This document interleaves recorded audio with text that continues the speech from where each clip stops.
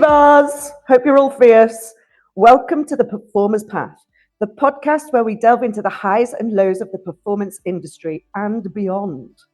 If it's using your creative juices for onstage, in auditions, or those in-between jobs, we discuss it all with real people in the industry who've been there and got the t-shirt as a gift.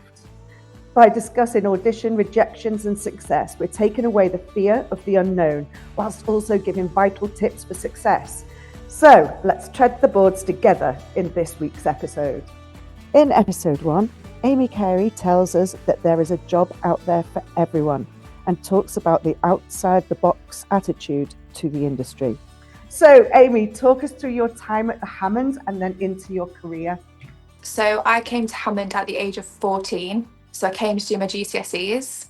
I don't know if you actually know this, Al, but I came to Hammond because I'd been kicked out of ballet school. No. Yeah. So I got a scholarship to go to a ballet school from the age of 11. And then when I was 14, they kicked me out because they said I wasn't good enough. Oh, But no. I still had a scholarship from the government, which was mine until the age of 16.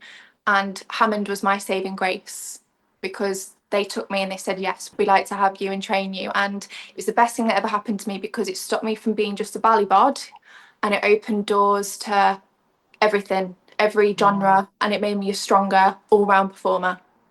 But at the time, how did you feel at the time when you'd been kicked out, basically, and said you weren't good enough? Do you know what? It's crazy because I feel when you're a kid, you sort of just get on with it.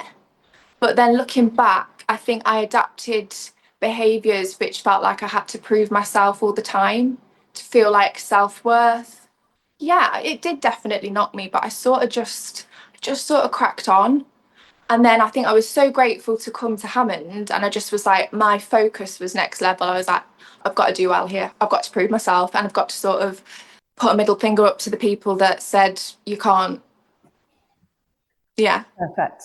That's exactly. I mean, there's so many ways that you could deal with it, but that is one that gives you some sort of power and a drive. Yes. That drives you then in your training, even though it's such long hours and it's, you're still getting feedback all the time and saying, no, that wasn't good enough. That wasn't good enough. And that must have resonated so much with you.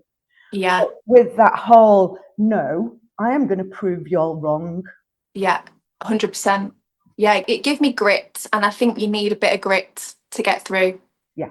Yeah, 100. And then I decided to stay at Hammond until I was 19 because I didn't want to leave. So I did all my training. I stayed here. So what did you do after Hammond? So the first thing I did after Hammond was I got an agent. I got a few different agents from the help of lovely Tracy Baxter as well. She sort of set me up in agencies that needed commercial dancers because I was always a taller dancer. And then from there, I sort of did like a lot of freelance commercial fashion shows and stuff like that. And then I auditioned for Thursford. That was like my first main big show. Wow. So left Hammond in the July, went for the audition the week after and got the job. So I did that from like October to December after I'd left. Yeah. That was like, I was the youngest one in the cast, so naive. But it was probably one of the best experiences ever, and it was a bit of a catapult into the industry and you meet a lot of people in one show. It was learning how to actually be a business person as well, like how you conduct yourself in a rehearsal room, your discipline that you need, even like things like, you had to make sure your costumes fit for the whole contract. And I was thinking, sort out your nutrition, Amy, that kind of thing. And then I moved to London straight after that contract the next year. Wow. Yeah. So talk us through the rehearsal process. What do you mean by how you have to conduct yourself and yourself as a business? So I think the biggest lesson I've learned with this business is talent gets you in the door, but your character keeps you in there. So you can be the most talented person in the world, but if you've got a bad attitude, you're not going to get rehired again. No one's going to want to work with you. And we're people, like performers, sociable people, so use that and like make good friends and have good people around you, and make sure in the rehearsal room that you're on time, like you're remembering what you need to remember, whatever corrections your choreographer's given you, you're applying them. Don't come back and not have got it right. Have you had any experiences, Amy, where people have been in that situation where they haven't got it right and they haven't been on time and all that kind of stuff? Yeah, it's funny because, like with college, you sort of like the teachers would give you a bit of a bollocking, if you're late or whatever. Yeah. But with the industry, they might have a go at you, but it's more of a silent, we've remembered that. So you probably won't get put on the next job. So you might not even know that you've annoyed someone. Yeah. But I've seen it with people and I think they're amazing, but because, they haven't got their discipline in order, it's letting them down. Yeah. Yeah. They don't work that job ever again. Pretty Yeah, much. basically, yeah. And Yeah. it's a shame because you don't realise like one job might, a choreographer or somebody even in your cast, they might be looking for somebody, a year, 2 years down the line, but they'll have remembered that you weren't that reliable or you messed up a little bit. And it's such a shame. Everything is on reputation, really. So where are you from originally? So I'm from Stafford originally. Right. Yeah. So did you find it difficult to break into that industry in London because Oh, of being that north? Yes, I did. yes. Yeah. Yeah. Don't get me wrong, I've met some amazing people, but yeah, I think you definitely feel a little bit at a disadvantage from coming. The north is the best, but you do feel a little bit out of the loop. And if you come from a working class background, you've not got the money to set you up. I didn't have parents that could pay my rent. You do feel like you're taking 2 steps forward, 1 step back sometimes because you're trying to be successful, but you're also trying to pay your bills. Yeah. And you can feel like sometimes you can feel like you're failing and you're not. And you need to remember that you're not, you're still going, you've still got that passion, you're working, you're auditioning, you're being in the room, you're being seen by the right people. Yeah. But yeah, it is, to answer your question, being from the north, yeah, you can feel a little bit like, God's sake. Yeah. Now, do you think that is partly because of everyone's so real in the north, aren't they? They're just like, all right, uptight.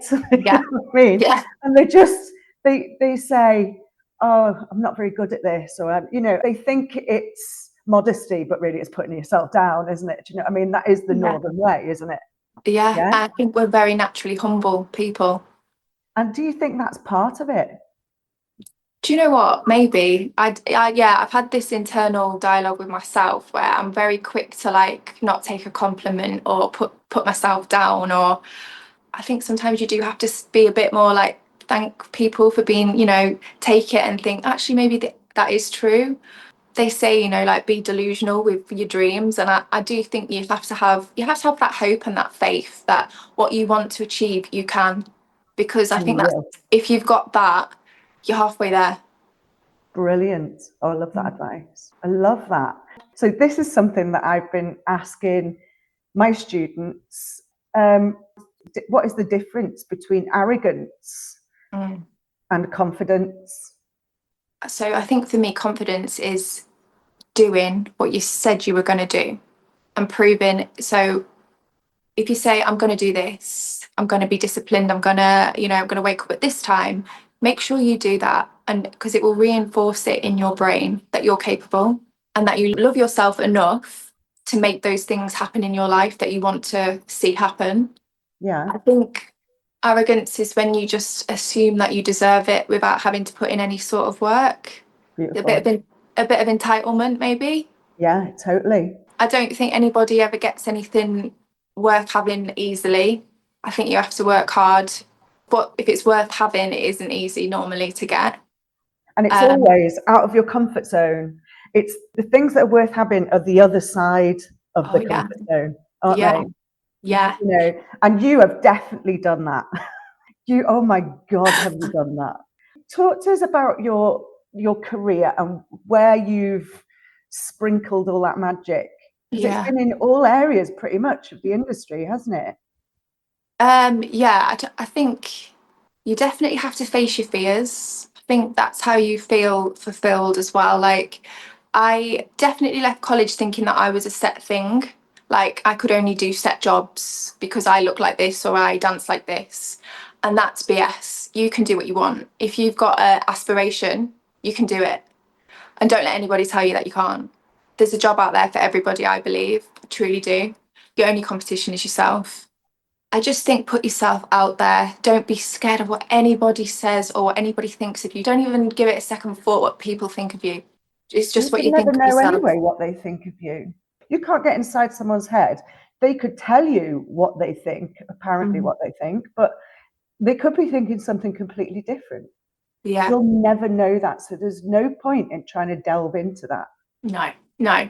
You know you better than anyone else. You know what you can do. Don't get me wrong though, like I don't want to, it's not all been easy. Like I've had moments in my career where I've had real lulls and I thought, oh God, maybe I'm not that good, or you have those moments of real down days. And I think that's where your community comes in and your fellow performers and people you've worked with, where you can have that human interaction and be like, do you feel like this? Do you feel like you're just not working or you're doing something wrong? And do you have a real good community like that where you can like really open up and talk about it? Yeah, definitely. You have to find your people, I think. I also think you have to not base your whole identity on your career. Know who you are outside of your job, what you enjoy doing, if that's spending time with your family, if that's going to the gym. I like going to a coffee shop like a sado on my own. I love that. People Like, watching. or Like, reading a book, happy yeah, days. yeah, whatever brings you peace, that's going to bring you more clarity with what you want as well. Yeah. So don't just fixate on, I have to be successful in this job or I have to be seen to be doing this and that. No, that just prioritize your piece as well. I'd love to say to people, stop thinking about being in a box, Yes. and labeling yourself. I mean, you especially, you've never labeled yourself. You've just gone, yeah, let's see what happens. And if that comes to me, that comes to me. But I'm going to try everything. Yeah. Do you know what I Yeah. mean? You came out of Hammond, as you said, thinking that you were in a box, but you Yeah. broke out of the box. Kind of like that mortgage advert, or is it a pension advert? When they're in a box and they just break out of it. Yeah. Yeah. But I think that's the beauty of this industry as well. Like we've had people, haven't we, from like Hammond who have created their own agencies, they've created their own businesses. They've seen something they want to do, it doesn't exist, so they've made it for themselves. Exactly. I think if you've got that natural ability to see creativity anyway, you're going to do well. Like you've got so many transferable skills into pretty much any industry you want to explore. Talk to us about those transferable skills. What do you mean? Just So really specific so that my students and anybody else who's starting out and is terrified yeah. knows what they've got in that toolkit. So I think you're naturally going to be a people's person, because to be a performer, you have to sort of put your neck on the line and go, this is me, this is who I am, this is how I perform. You're bearing your soul on stage. So I think you can hold a conversation very well, which a lot of people, believe it or not many people feel confident doing that. You're adaptable. You put yourself in like very challenging positions. If you're self-employed, you're organized, you're your own administrator, you're doing your own invoices, you're organizing your calendar, you're on it, you've got self-discipline, you know how your body is, you're very in tune with your body, you know what's good for it, what isn't. There's so much you can just go into. It's like a shopping list that other people want to have, but we've already ticked it. Yeah, yeah. You've Yeah, developed all those skills and you don't, the crazy thing is that you don't even know you've done it. yeah. Yeah. And I think that's part of what people's confidence, and I don't know if it is since COVID, but I think COVID's had a lot to do with it, Mm. where people's confidence have dropped. Yeah. And I think because they don't know themselves and they don't know their self-worth and they don't know what attributes they have that could match to other jobs, and they feel like everything's out of reach. Yeah. What advice would you give to somebody who is feeling like everything is really out of reach? It's a tricky one, isn't it? Because we live in this like social media age now where everything's accessible, but at the same time, you sort of don't really know where to start with it. That's how I used to feel. But I still do. Like, I still look and I think that person looks like they're doing really well, but how did they get to that point? What made them feel like they could do that? I think get really clear with what it is that you want as a lifestyle for yourself. What is it that brings you actual joy? What makes you want to get up in the morning? What makes you excited? I know this is so cliche, but look after yourself. Yeah. If you're in a good frame of mind, if your body is healthy and fit, you're going to make so much better decisions than if you're neglecting yourself. You're going to know what it is so much clearer. Like, that's one thing I've learned. I think in my early 20s, I was so out of tune with my body. I was just trying to like go from A to B, like do whatever I could. And having good boundaries in yourself as well, like not being scared to say no to things. Yeah. I was definitely at risk when I was younger. Like I thought I had to do everything and anything, you know, like, but it's not the case. Respect yourself enough to know what's good for you and what's not good for you. Exactly. Perfect advice. All right, that's it for another episode. Don't forget to comment, like, and subscribe. And wherever you are on your performer's path, stay safe and sane, and let your creative light shine bright on whatever you do.